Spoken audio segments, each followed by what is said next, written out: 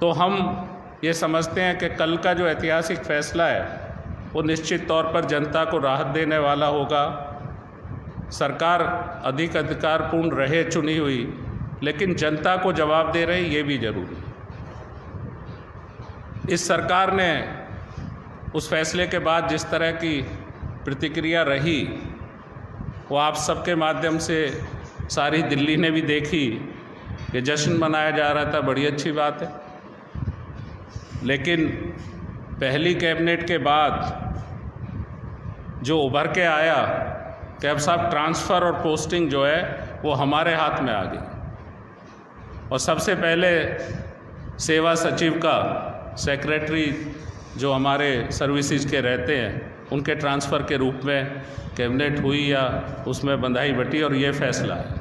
हम तो ये मानते हैं कि दिल्ली की कांग्रेस ये मानती थी कि अधिक अधिकारपूर्ण होने से जो फैसले होंगे, जिस तरह हमारी सरकारें हैं जो वायदा करते हैं उस पर सबसे पहले काम करने के लिए, अगर किसानों की ऋण माफ़ी के फैसले हैं, अगर दूसरे फैसले हैं, तो सबसे पहली कैबिनेट में या पहली मीटिंगों में वो फैसले कराने की हमारी प्रथा रही। हम उम्मीद करते थे कि विधिवत कैबिनेट हो दिल्ली की, और हजारों हजार वो गेस्ट टीचर, वो ऐसे कर्मचारी, चाहे वो जल बोर्ड के हों, चाहे डीटीसी के हों या दूसरे महकमों के हों, डीजेबी के हों, जिनको इस सरकार में आने से पहले इस पार्टी ने वायदा किया था कि अस्थाई से स्थायी करेंगे, उनको कुछ राहत नज़र आती अगर फैसला ये होता कि उनको स्थायी कर दिया गया। लेकिन ऐसा तो फैसला नहीं आया। फैसला तो जो निकल के आया उसमें ये सेलिब्रेशन हो रहा था कि अब जो पोस्टिंग और ट्रांसफ़र है वो हमारे हाथ में आ गया। हम समझते हैं, दिल्ली की कांग्रेस ये मानती है कि जो पिछले 9 साल रहे, जिस तरह का कथनी कुछ और करनी कुछ रही इस सरकार की, वो आपके माध्यम से दिल्ली की जनता और देश के लोग देखते हैं। जब आप सरकार बनाने से पहले और जब आप पहली बार चुने गए तो बहुत ज़ोर शोर से प्रचार हुआ कि सरकार चलाने के लिए हम तो भ्रष्टाचार के खिलाफ बन के आए हैं। हम जो भ्रष्टाचार है उसके खिलाफ बात करते थे। पूर्व मुख्यमंत्री स्वर्गीय शीला दीक्षित के खिलाफ हम पर जब प्रचार में जाते थे, एक बड़े से थैले में 400 पेज के आरोप पत्र होते थे।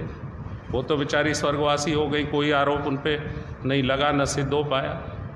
कोई कैबिनेट का कुलीग उनका नहीं कभी चार्जशीटेड हुआ। लेकिन जो कहते थे कि भ्रष्टाचार के खिलाफ चुने गए हैं, आप हमें बनाएंगे, हमें ना तो बड़ा घर चाहिए, ना हमें सुविधाएं चाहिए, ना ज़्यादा हमें किसी तरह की सुरक्षा चाहिए, ये सब बातें हमने नहीं कही। एफिडेविट दे के श्री अरविंद केजरीवाल जी जो इस पार्टी के मुखिया भी हैं और दिल्ली के मुख्यमंत्री बने, उन्होंने ये घोषणाएं की।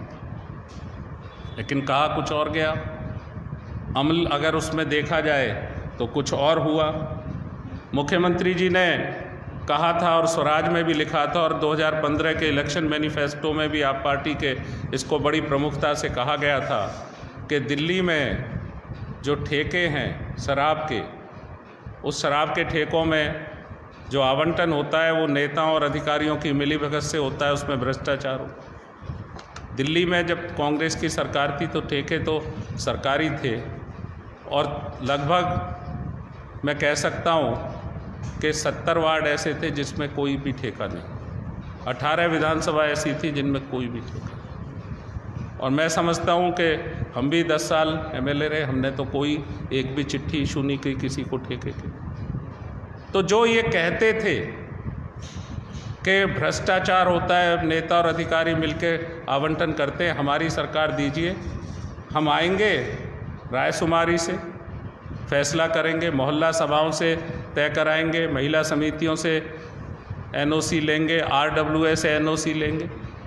और जब कोरोना काल चल रहा था, उस विकट परिस्थितियों में जब दिल्ली की जनता उस वैश्विक महामारी कोरोना से जूझ रही थी, लोग सांसें तोड़ रहे थे, लोगों के परिजन ये उम्मीद के साथ किसी तरह की सरकार मदद करे, और सरकार तो कहीं ना कहीं वो भ्रष्टाचारी आबकारी नीति में व्यस्त थी बनाने में, उसका भ्रष्टाचार खुल रहा है परत दर परत। हम नहीं कहते किसी क्या है क्या नहीं है, लेकिन अगर मिनिस्टर उन भ्रष्टाचारों में अरेस्ट हैं, बेल नहीं हो रही है, तो ये परिस्थिति बता रही है कि वो नीति तो निश्चित तौर पे दोषपूर्ण थी और भ्रष्ट थी।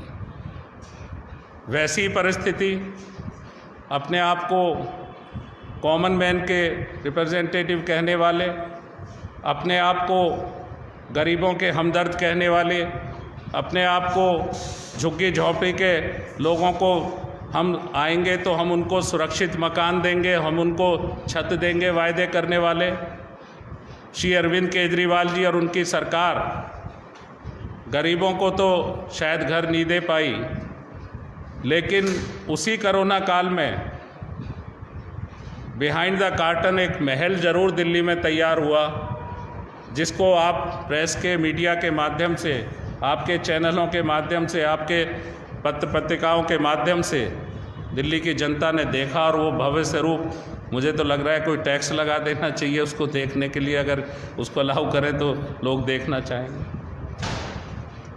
कहा यह गया था, ये ट्वीट था श्री अरविंद केजरीवाल जी का, आप जानते हैं ये श्री अरविंद केजरीवाल जी का खुद का ट्वीट था। ये ट्वीट था 27 अक्टूबर 2013 को। इस ट्वीट में क्या कहा है, श्री अरविंद केजरीवाल जी कहते हैं कि दिल्ली की मुख्यमंत्री शीला दीक्षित जी के घर 10 एसी लगे हुए हैं। मैंने तो सुना है उनके बाथरूम में भी एसी है। कौन भरता है उन एसी के बिल? ये मैं और आप टैक्स पेयर भरते हैं। मेरा तो कलेजा कांप उठता है ये सोचकर कि जब दिल्ली की 40% जनता झुग्गियों में रहती है, तब कोई मुख्यमंत्री कैसे आलीशान घर में रह सकता है। ये 2013 का 27 अक्टूबर का श्री अरविंद केजरीवाल जी का ट्वीट है। बड़ी अच्छी बात थी, दिल्ली के लोगों को लगा के बड़ा सच्चा हमदर्द आपका नेता के तौर पर, मुख्यमंत्री के तौर पर आया है। इन्हें तो घर भी बढ़ानी चाहिए आलीशान, ये तो उन पे सवाल उठा रहे। आज हम पूछना चाहते हैं कि उस कोरोना काल में जो ये महल तैयार हो रहा था, जिसमें कहा जा रहा है कि 48 एयर कंडीशन हैं, जिसमें कहा जा रहा है कि बाथरूम में एसी की बात तब तो सिर्फ ये कही गई थी कि उनके बाथरूम में एसी है, पर उनके यहाँ तो सबका एक्सेस था। हम भी उनके साथ विधायक और पार्लियामेंट्री सेक्रेटरी रहे। अब ये तस्वीरें जारी हो रही है अलग अलग जगह से कि इनके बाथरूम में तो सच में ही एसी नज़र आ रहा है। तो भैया ये क्या है? गरीबों की हमदर्द पार्टी, गरीबों को घर देने की, झुग्गी वासियों को घर देने की, गरीबों को अपनी हमदर्दी से वोट लेने की बात करने वाली पार्टी के मुख्यमंत्री जी, आपको आलीशान महल नज़र आ रहा था, वो शीला दीक्षित जी का घर, उनको कैसे नींद आती होगी? आज हम पूछते हैं कि 150 करोड़ रुपए से ज़्यादा की लागत से अगर आपने ये घर बना लिया, जो भी उसके फाइनेंशियल वो रहे, वो तो जांच का विषय ज़रूर होगा, लेकिन क्या आपको नींद आती है? क्या आपने वायदा पूरा किया? उसी शीला दीक्षित ने दिल्ली की मुख्यमंत्री रहते हुए, उसी दिल्ली की कांग्रेस की सरकार ने 45,000 फ्लैट बना के दिए थे राजीव रतन आवास योजना के तहत और वीकर सेक्शन को घर देने की योजना के EWS की स्कीम के तहत 45,000 फ्लैट हमारे तैयार थे। आज वो एक भी आवंटन, ये सरकार जो गरीबों की हमदर्द सरकार होने की बात कर रही है, एक भी फ्लैट का आवंटन नहीं किया इन्होंने।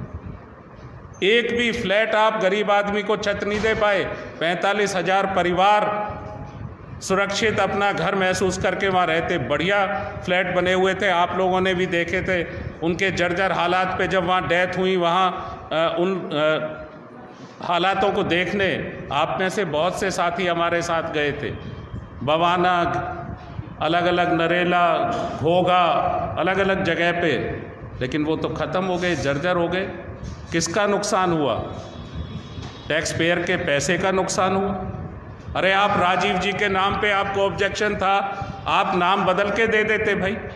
राजीव रतन आवास योजना के तहत उन मकानों को आपने किसी गरीब को आवंटित किया।